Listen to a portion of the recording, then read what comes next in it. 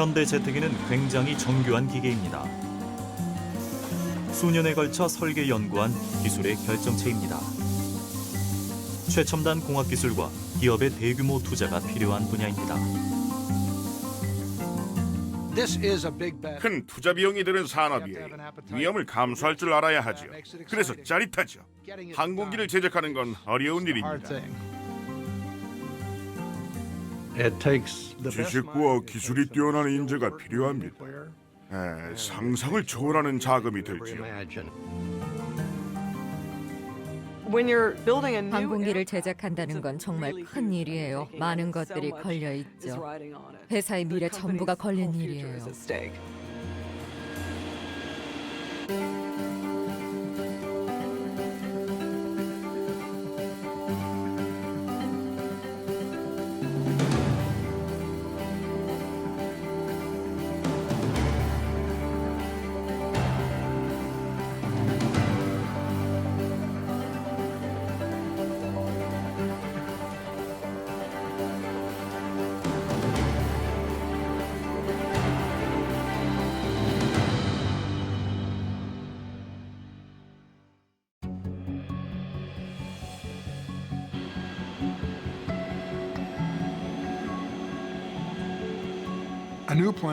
새로운 항공기를 제작하는 건 정말 흥분되면서도 한편 겁나는 일이에요. 워낙 규모가 크니까요. 새 항공기는 약 200억에서 250억 달러 정도 될 겁니다. 100억 달러 단위죠.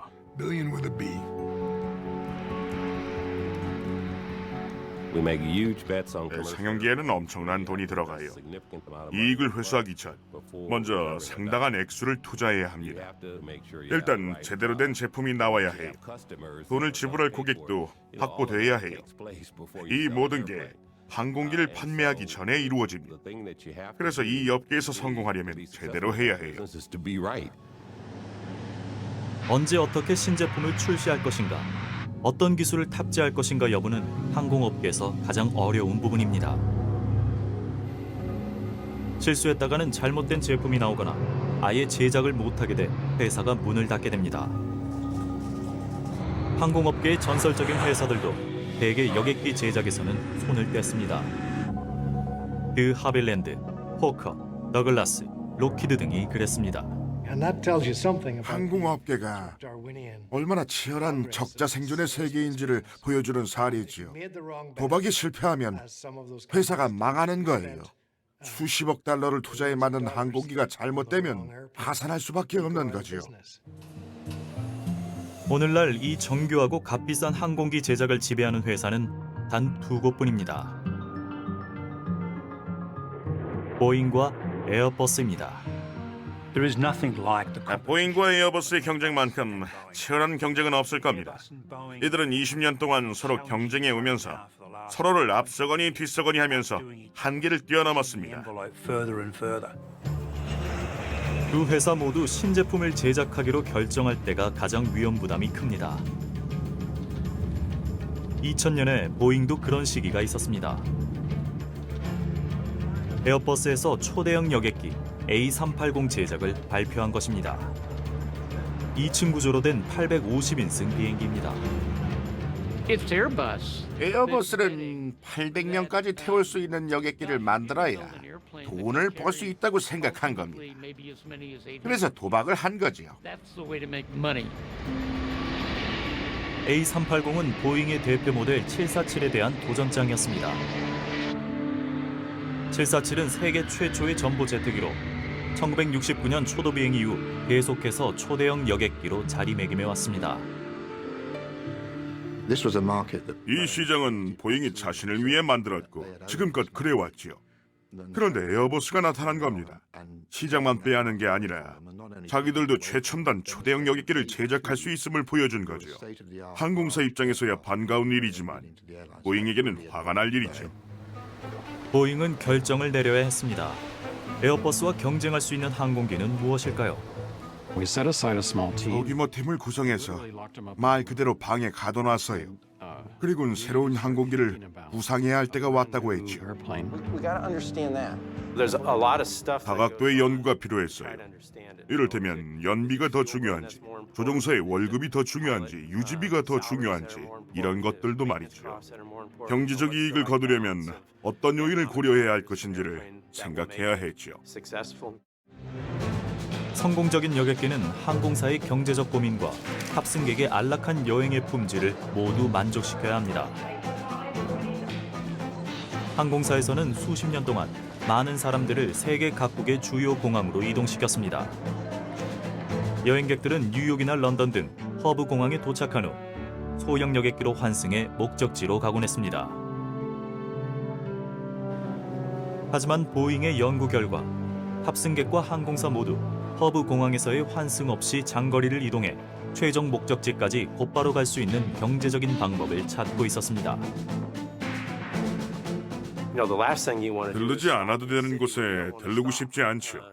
한 번 환승하면 시간도 더 걸리고 짐이 없어질 위험도 높아지니까요. 원하는 시간에 목적지에 도착하지 못할 수도 있고요. 그래서 저희는 어떻게 하면 대형 여객기와 성능은 같지만 크기는 보다 작은 여객기를 만들 수 있을까 고민했습니다. 에어버스는 주요 허브 공항을 연결하는 A380을 내놓으며 크기로 승부했습니다. 그러나 보잉은 최종 목적지까지 직항으로 운항하는 작고 빠른 여객기가 필요하다고 생각했습니다. 바로 소닉 크루즈라는 여객기입니다.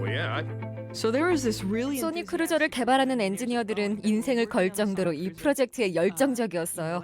보잉 역사상 가장 멋진 제품이었죠. 기존 여객기와는 설계부터 달랐습니다. 삼각 날개의 후방 장착형 엔진을 사용하고 전방에는 작은 보조 날개 2개가 있으며 기체도 금속이 아닌 복합 소재를 사용하기로 했습니다. 고속 비행이 목적이므로 거의 음속 수준으로 비행할 예정이었습니다. 에어버스에서는 초대형 여객기를 만들었고 저희는 초고속 여객기를 만들고 있었죠. 서로 가는 방향이 서로 달랐어요. 어떤 작전이 먼저 효과를 볼지는 두고 봐야 했죠. 소닉 크루저는 듣도 보도 못한 형태였어요.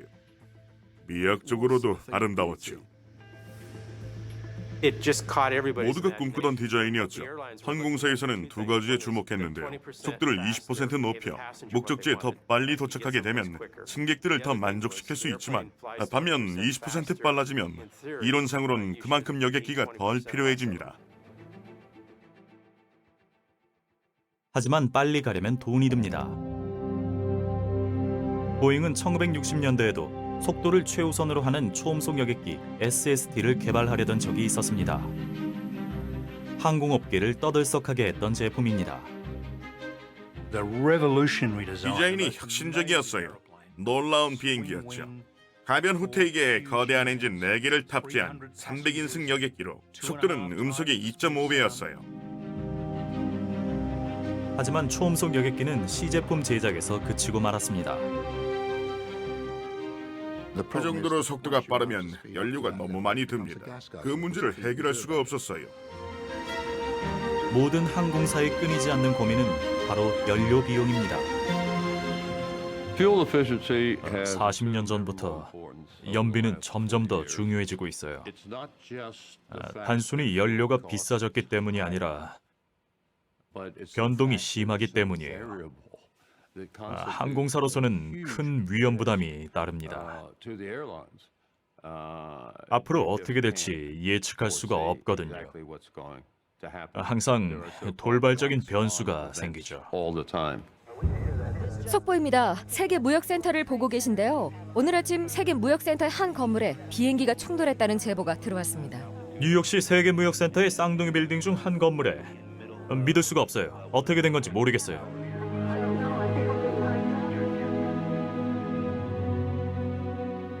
9.11 테러가 있던 그 다음 날 항공업계 전문가들이 시애틀에서 회의를 열었어요.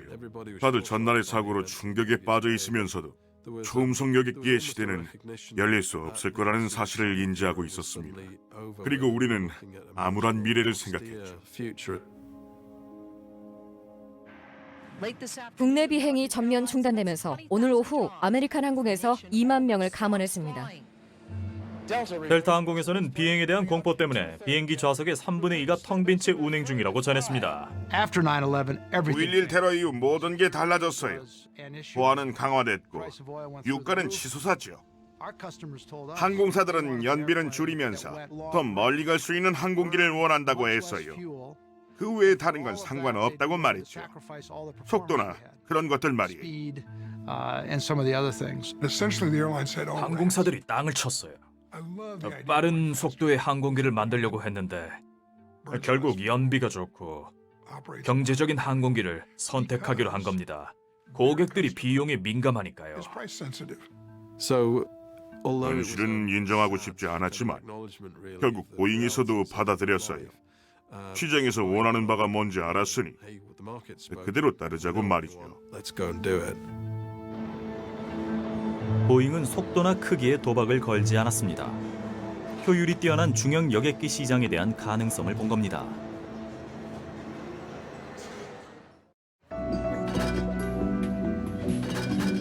보잉은 신제품을 787 드림라이너라고 이름 지었습니다. 그리고 최대 335석을 확보하기로 했습니다. 비행 속도는 기존과 같지만 소닉 크루즈에 사용할 예정이던 각종 첨단 기술을 탑재하기로 했습니다. 드림라이너의 디자인은 거의 2세대를 뛰어넘을 정도로 혁신적이었어요. 쉽지 않은 일이죠. 모든 걸 바꿔야 해요. 기존 여객기와 새 여객기는 제품을 만드는 데 들어가는 재료에 큰 변화가 있었습니다.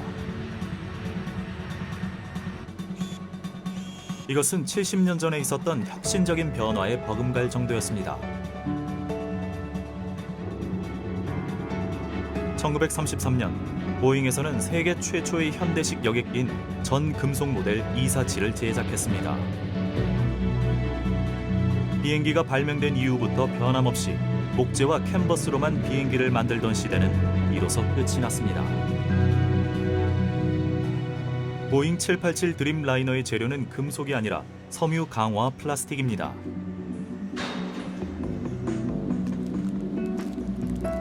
이는 고급 복합 재료로 주로 테니스 라켓이나 오토바이 헬멧 같이 작은 생활용품에 쓰입니다.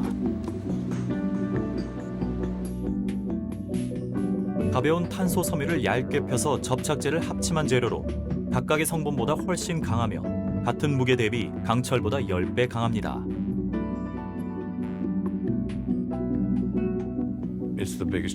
상용 항공업계 역사상 가장 큰 변화입니다. 하지만 시애틀에 모인 설계 전문가와 엔지니어들이 수년에 걸친 혁신적인 여객기 개발에 착수하기 전에 보잉은 먼저 비용을 감당할 방법을 찾아야 했습니다. 787에 드는 연구 개발 비용은 100억 달러 이상으로 예상됐습니다. 보잉에서는 여기에 투자를 하든지 아니면 에어버스에 선두 자리를 내줘야 했습니다.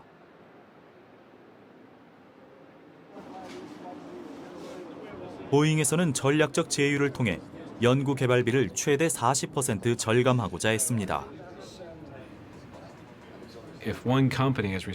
한 회사가 모든 기술 개발과 테스트를 다 하려고 하면 정말 엄청난 비용이 듭니다. 하지만 여러 회사에서 비용과 위험을 부담하면 한 회사에서 도맡는 것보다 더 저렴하면서도 효율적으로 일을 진행할 수가 있죠. 독특하게도 787은 제작 과정에서 생산뿐 아니라 신제품 개발에 필요한 연구 개발까지 아웃소싱했어요. 이런 부품이 필요하니 설계를 해달라고 외부 업체에 부탁하는 겁니다. 예전 같으면 저희가 개발 비용을 전액 부담했겠지만 이번에는 외부 업체의 기술 개발을 의뢰해서 저희가 부담하는 비용을 절감했어요.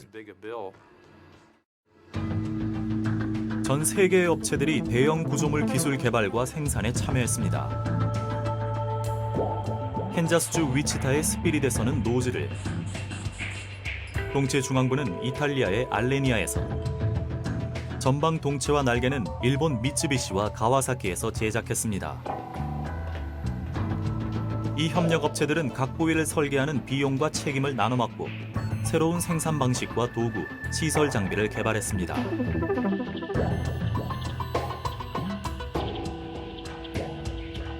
보잉과 협력 업체들의 가장 야심찬 발명은 탄소 섬유 가닥을 길게 뽑아서 거대한 테이프 커터처럼 생긴 로봇에 올려 정확하고 정교한 패턴을 만드는 기술입니다.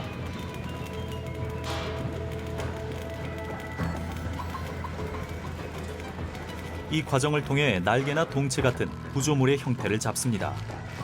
그런 다음 거대한 구조물을 오토클레이브라는 밀폐실에 넣고 열과 압력으로 경화합니다. 787 같은 비행기의 기내 구조를 보면 행렬 한 줄에 최대 9명이 탑승합니다. 상당히 큰 구조물이죠. 그런 동체에 열과 압력을 가해야 하는 거예요. 그러니까 어떤 거냐면 비행기를 오븐에 넣는 거라고나 할까요? 제작된 구조물이 거대한 오토클레이브에서 나옵니다.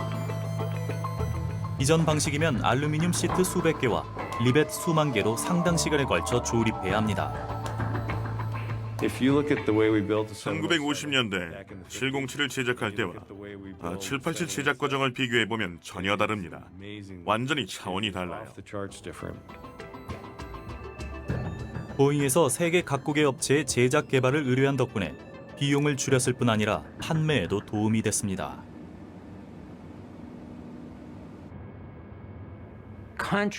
세계 각국은 경제 활동의 기회를 원해요. 특히 항공 산업이 발달하고 있는 개발도상국에서는 기회가 더 간절하죠. 항공 우주 산업의 발전을 가져올 경제 성장 활동에 참여하고 싶어 합니다. 협력업체들은 보잉의 항공기 제작에 돈을 투자할 테니 자국민들에게 일자리를 달라고 했어요. 전략은 효과적이었습니다. 일본이 제일 먼저 참여해 보잉 항공기의 날개를 제작하기로 했고 제일 먼저 드림라이너를 주문했습니다. 2004년 4월 일본 항공과 전 일본 공수는 50대를 주문하기로 했습니다. 전 787을 개발할 때 판매 부서에 있었는데 그 당시 선구매 요청이 엄청났어요. 모두가 원하는 비행기였죠. 그래서 판매하는 입장에서 정말 신이 났죠. 세계적인 협력과 항공사 요구 조건에 대한 깊은 이해도가 효과를 거둔 듯했습니다. 항공기를 제작하기 전에 시장을 완벽하게 파악했던 겁니다. 몇 년이라는 시간을 투자해 고객이 원하는 것이 무엇인지 조사했죠. 고객의 의견과 일치하지 않는 아이디어는 보류했어요. 그렇게 해서 시장에서 원하는 제품이 무엇인지를 알아낸 거고 그걸 제작하기로 한 거죠. 보잉은 신제품을 2008년부터 생산하기로 약속했습니다. 하지만 보잉이 판매한 것은 완제품이 아닌 설계도였습니다.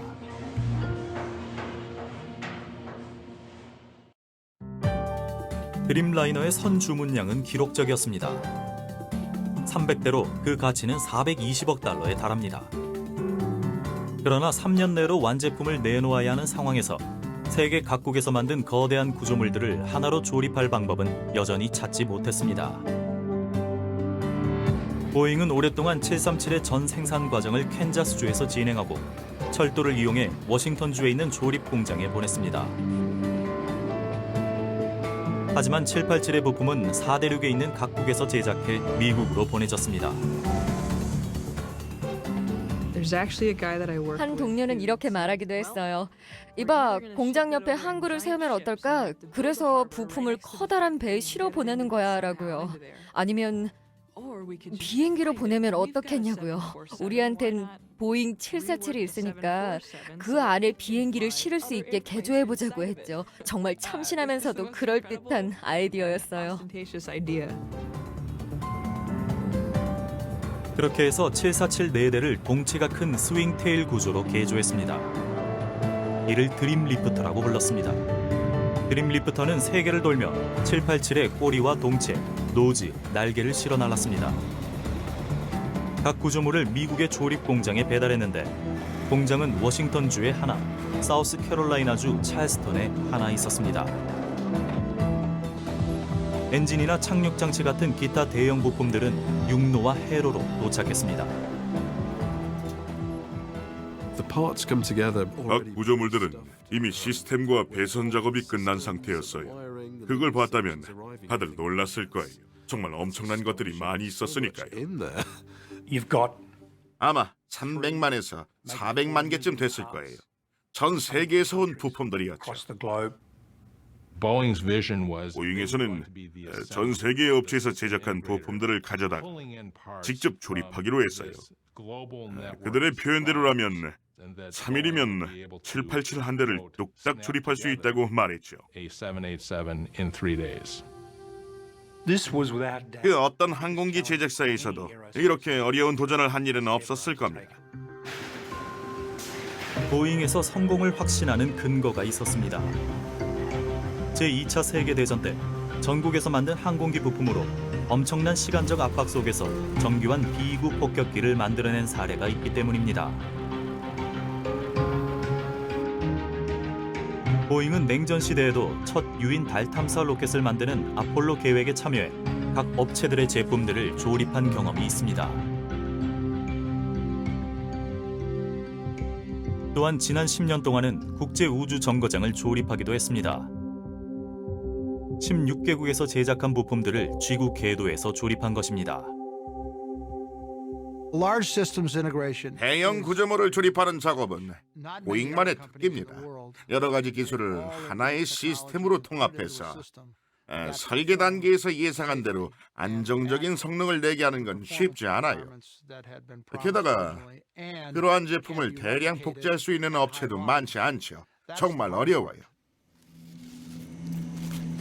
787 제작 과정에서는 생산 라인이 세계화되고 협력 업체들의 책임이 그 어느 때보다 커졌습니다. 시도된 적 없는 생산 방식과 다양한 신기술을 도입했기 때문에 문제는 생길 수밖에 없었습니다.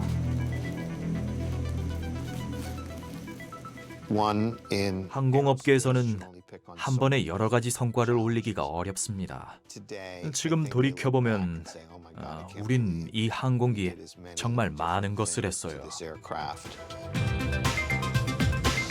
고도로 복잡한 프로젝트를 감당해낼 수 없는 업체들도 있었습니다.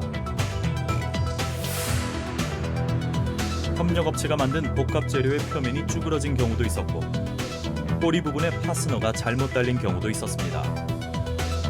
딱 맞아야 하는 부품들 사이에 틈이 있기도 했고 일부는 미완성인 채로 조립 공장에 도착하는 경우도 있었습니다. 저희가 의뢰한 업체에서 또 다른 하청 업체에 위탁했고 그 과정에서 의사소통이 쉽지 않았어요. 그래서 일이 어렵고 복잡해졌죠. 보잉에서도 무리한 욕심이었다는 걸 깨달았습니다. 협력업체들만 고생한 게 아니었습니다. 787의 처녀 비행을 며칠 앞두고 설계 자체에 결함이 있음이 밝혀졌습니다. 날개와 동체가 만나는 지점에 예상보다 큰 부하가 작용해 재설계에 들어가면서 마감이 더 지연됐습니다.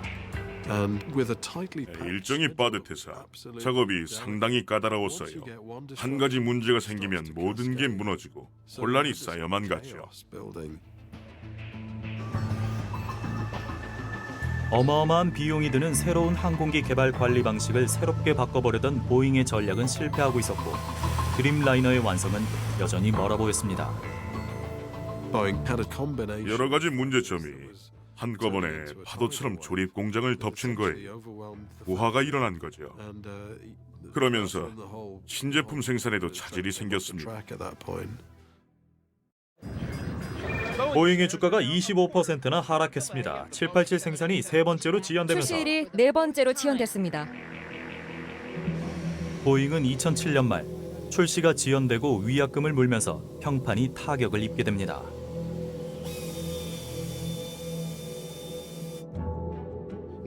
보잉은 내년 말까지도 51개 항공사의 신제품을 출시할 수 없게 됐습니다. 최초 도입사인 전 일본 공수에서는 분개하고 있습니다. 고객사에 출시가 더 늦어질 것 같다고 전하는 일이 제일 괴로웠습니다. 몇 번씩 같은 말을 하기란 정말 너무 힘들었어요. 우리가 시스템을 통합해서 제품의 배송과 품질, 비용을 책임져야 하는데 제대로 관리가 안 된 겁니다. 협력업체를 너무 믿었던 게 실수였습니다. 보잉 엔지니어들도 뭐가 문제가 될지 전혀 예상도 못했다고 하더군요. 보잉에서는 당연하게 여긴 부분을 협력업체에서는 몰랐던 겁니다. 경험이 없어서 방법을 몰랐던 거죠. 보잉과 오랜 기간 협력해왔으며 787의 날개 제작을 맡은 미쯔비시도 마찬가지였습니다. 제품의 첫 번째 날개는 시애틀에서 제작했어요. 미츠비시 직원들을 불러서 방법을 알려주고 도쿄에서도 이렇게 제작하라고 일렀죠. 하지만 날개 제작은 단순히 부품을 만들고 끼워서 조립하기만 하면 되는 게 아니에요. 모든 협력업체의 작업을 통솔해야 하죠. 업계에서 상당히 독보적이었던 미츠비시조차도 그런 경험은 없었던 겁니다. 그래서 문제가 생긴 겁니다. 문제가 생길 수밖에 없죠. 드림라이너의 제작은 3년이나 연기됐습니다. 보잉 역사상 최악의 지연 사태였습니다. 레이 코너는 협력업체 문제를 해결할 팀을 이끌었습니다. 저희 팀은 끈기가 대단했어요. 협력업체들도 마찬가지였죠. 처음부터 다시 시작했어요. 그러니까 모든 걸 처음부터 다시 했어요. 모든 걸요.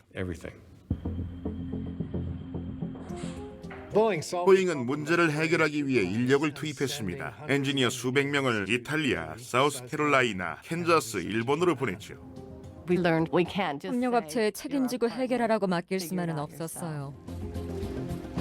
패시 무디도 전 세계 협력업체에 파견된 수백 명의 보잉 직원 중 한 명이었습니다.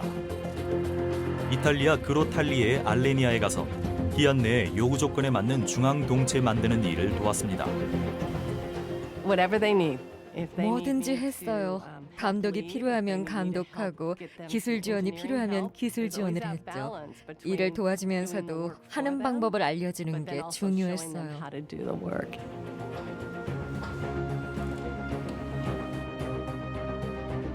사우스캐롤라이나의 두 협력업체는 아예 보잉에서 10억 달러가 넘는 금액에 사들이기도 했습니다.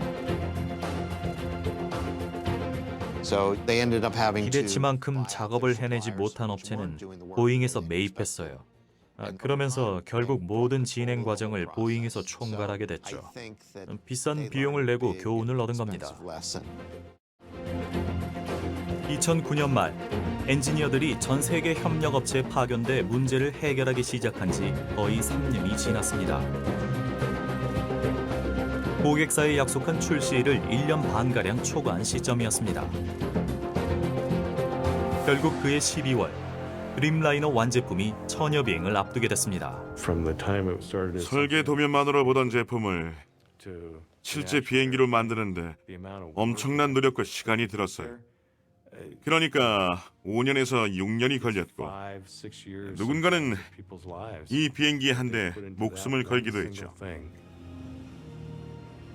제가 먹고 자고 숨쉬던 비행기라고 정말 느껴져요. 테스트 파일럿인 마이크 캐리커는 드림라이너의 첫 설계 단계부터 참여했습니다. 성공할 거라고 굳게 믿었어요. 천여 비행 이틀 전에 엔진 담당자와 동체 담당자, 착륙 장치, 브레이크 담당자가 모두 준비가 끝났다고 말했지요. 마지막으로 담당 부사장이 비행안전 허가서에 서명했습니다. 전 천여 비행을 많이 봤지만 787은 무엇과도 비교가 안 됐어요. 너무 신나요. 기대도 매우 컸고 제작 과정도 솔직히 너무 힘겨웠으니까요. 여기는 001 관제탑 8주로 3, 4, 11 이륙 준비 완료.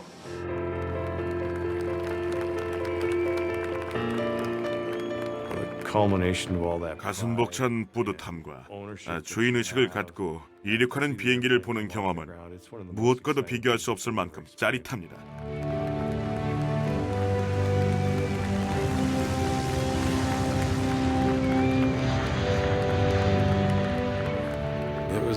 박수갈채가 터져 나왔어요. 787이 하늘로 떠오르자 모두들 마음을 놓았죠. 비행기를 조금 왼쪽으로 기울였더니 계기판이 왼쪽으로 기울고 지평선도 기울었어요. 4km 상공의 구름 속으로 올라갔죠. 완벽하게 작동했어요. 그때 펼쳐진 광경을 잊을 수가 없어요. 787 앞유리 왼쪽에 눈 덮인 올림픽 산맥이 보였어요. 그 장면을 전 세계 10만 명이 넘는 사람들이 바로 여기 787 조종석에서 보이는 눈 덮인 올림픽 산맥을 보고 싶어 할 텐데 그 자리에 제가 있었던 겁니다. 2011년 9월 25일 일정보다 3년이 넘게 지연된 끝에 보잉에서는 전 일본 공수로 최초의 드림라이너를 출고했습니다.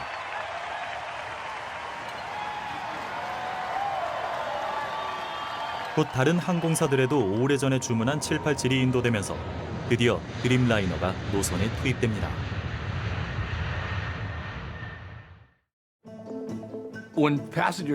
저희는 드림라이너에 탄 승객들에게 와 하는 놀라움을 주고 싶었습니다. 그게 바로 설계 단계부터 저희의 목표였죠.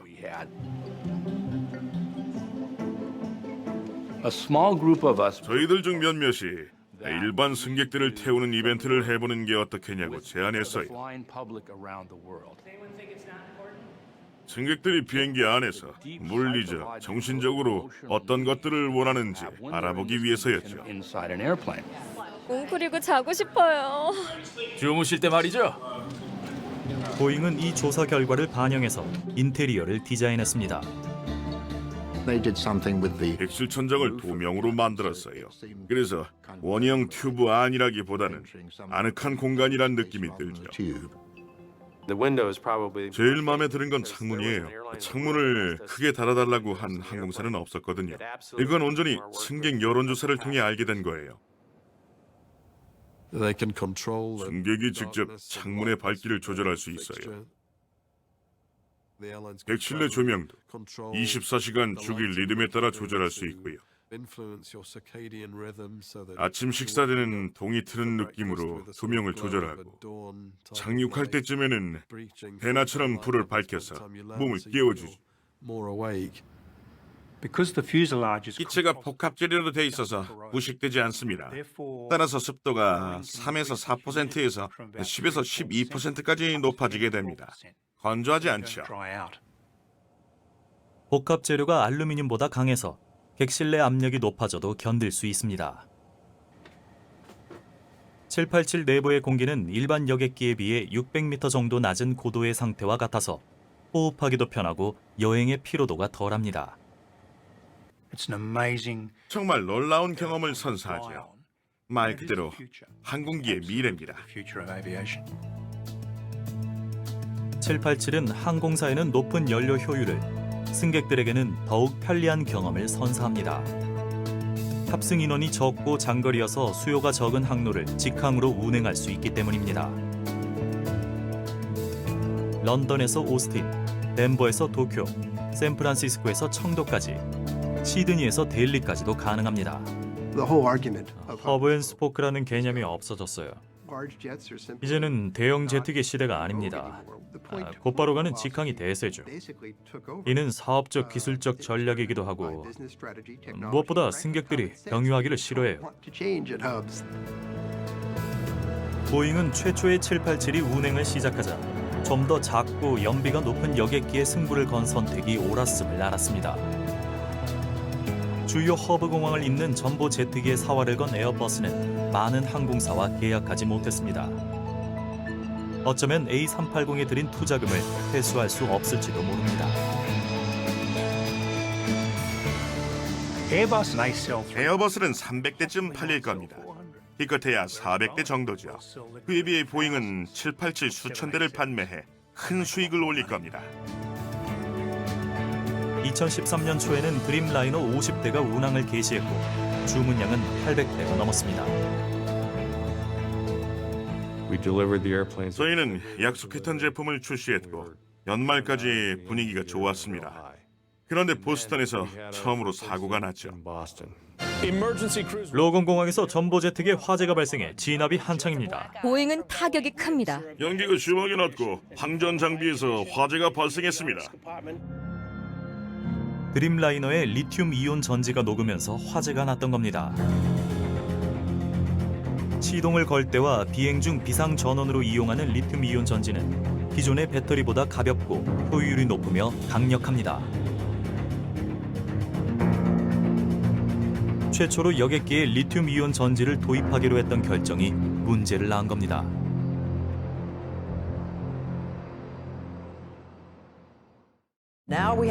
오늘 연방항공청에서 드림라이너의 운항을 중단하기로 결정했습니다. 787 드림라이너가 출시된 지 겨우 1년 만에 연방항공청에서 운항을 중단시킨 겁니다. 보잉사에서 배터리 과열 문제를 해결했음을 증명할 때까지 정부는 운항을 중단시키기로 결정했습니다. 지금껏 우린 운항이 중단된 적은 한 번도 없었어요. 비행기 50대가 전부 운항이 중단됐고 언론에서는 매일 보잉과 드림라이너를 비난하는 기사를 쏟아냈어요. 보잉 역사상 최악의 시간이었고 안전 문제를 해결하지 못하면 회사가 부도가 날 위기였어요. 보통 일이 아니었죠. CEO인 레이 코너가 직접 일본에 가서 사과하고 문제를 해결하겠다고 말했습니다. 엔지니어들과 기술자들 모두가 쉬지 않고 해결책을 강구했고요. 스트레스가 굉장했습니다. 모든 부서가 모여서 하루도 쉬지 못하고 하루 24시간 연구했습니다. 최악의 시간이었습니다. 아마도 전류가 가장자리를 타고 흘러내리면서 바닥을 가로질렀던 걸로 추정됩니다. 그럼 파랗게 변색된 게 과열로 인한 거라고 생각하십니까? 배터리에 대해 아는 엔지니어들을 모두 불러 모아서 비상 전담반을 구성했습니다. 미국 전 지역에서 리튬이온 전지 전문가들을 모았습니다. 자동차 회사나 나사에서 온 분들도 있었고 보잉 내부에도 전문가들이 있었습니다. 우주 개발 프로그램 때 많이 다뤄본 경험이 있었어요. 앞으로 또 어떤 일이 터질지 모르니 잘 대비해야겠군요. 다 합치면 10,000명 정도 됐을 거예요. 그 정도 될 거예요. 비행기를 재운항시키려고 전 세계에서 그 많은 사람들이 모였죠. 3년이 걸릴 일을 3개월 만에 끝냈죠. 결국 정확한 원인은 끝내 알아내지 못했습니다. 그래서 가능성이 있는 원인을 모두 찾기로 했죠. 그리고 그 원인에 대한 해결책들을 마련했습니다. 해결책으로는 8개의 배터리 팩에 절연 처리를 해서 스테인리스강 상자에 담는 것이었습니다. 오작동이 있을 시에는 티타늄 관을 통해 연기를 기체 외부로 내보내기로 했습니다. 테스트 결과 화재는 번지지 않았습니다. 상자가 팽창했지만 터지진 않았습니다. 그리고 엔지니어들은 최악의 상황을 가정했습니다. 수억 달러를 들여 만든 완제품 787에서 모든 배터리 팩이 터지는 상황을 연출했습니다. 배터리 2개를 모두 가열시켰더니 연기가 외부로 배출됐고 테스트는 성공적이었습니다. 2013년 4월에 보잉이 원하던 소식이 들려왔습니다. 정부에서 운항이 중단된 지 약 4개월 만에 787의 운항을 재개했습니다. 제가 파티를 열자고 했어요. 아주 근사한 파티를 열었죠.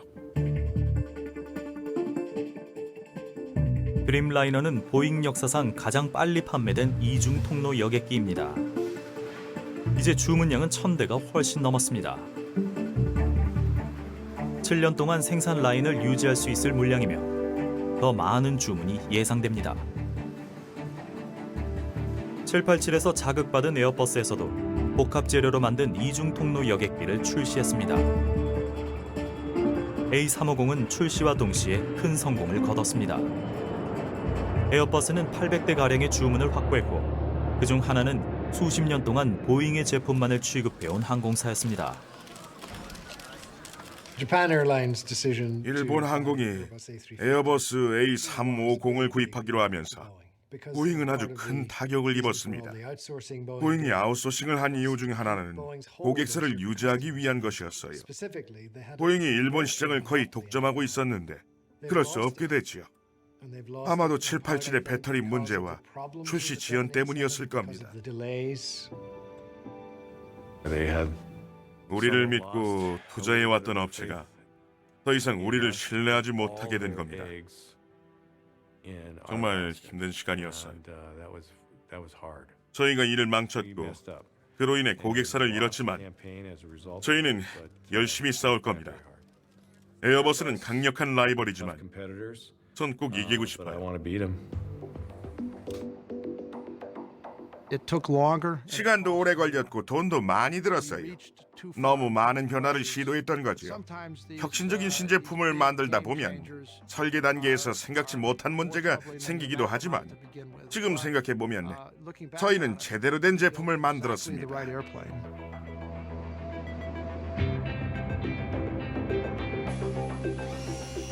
보잉은 100년 동안 회사를 운영하면서 큰 비용이 드는 상용기 항공 분야에서는 위험이 불가피하다는 점을 배웠습니다. 실패는 있기 마련이며 성공하기는 늘 힘듭니다. 그러나 787은 여행의 방식 자체를 바꿔놓았습니다.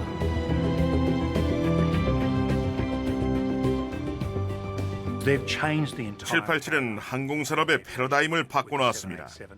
비록 시작은 녹록지 않았지만 분명 역사상 가장 성공적인 비행기로 남을 것입니다.